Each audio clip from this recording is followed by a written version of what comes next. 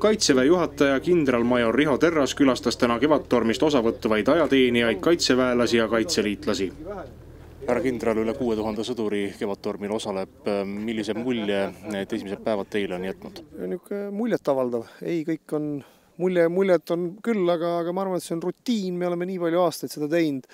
See näitab, et professionaalsust on piisavalt, aga õppida on ka veel palju. Iga kord tulevad uued asjad. Sel aastal on staabid väljas, ma ise väljas. See on kõik uus ja harjutame meiegi. Harjutavad ka ohvitserid. Sel aastal on siin päris palju liitlasi. Olete neid ka siin kohanud ja milline meie koostöö liitlastega tänasel päeval on?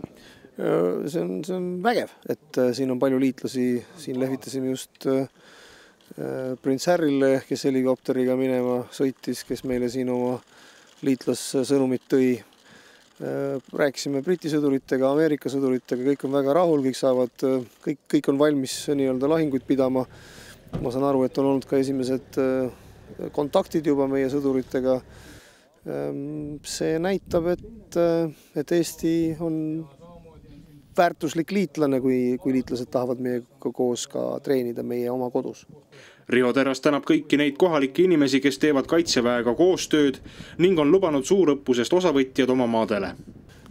See on ikkagi väga positiivne. Ma juba tegelikult, kui ma siin käisin kohalike omavalitsuse juhtidega kohtumas, tunnetasin seda, et inimesed ootavad meid siia, inimesed tahavad, et me tuleksime siia ja igal pool, kus ma nüüd käinud olen, on see kohalike toetus ikkagi hämmastav.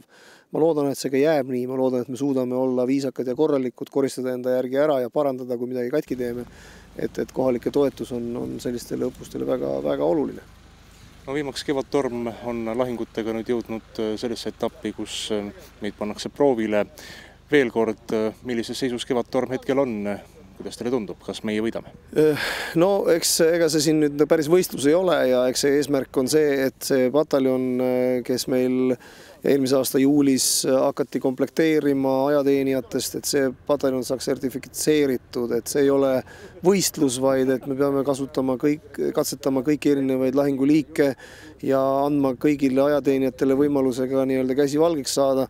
Ja kui siis õppuse lõpuks on pataljon sertifitseeritud ja tunnistatud, et ta on NATO standarditele vastav, siis see on meie kõigi võit. On need siis skaudid, kes seda opfoori teevad, kui me ise. Nii et praegu tundub kõik minevat õiges suunas.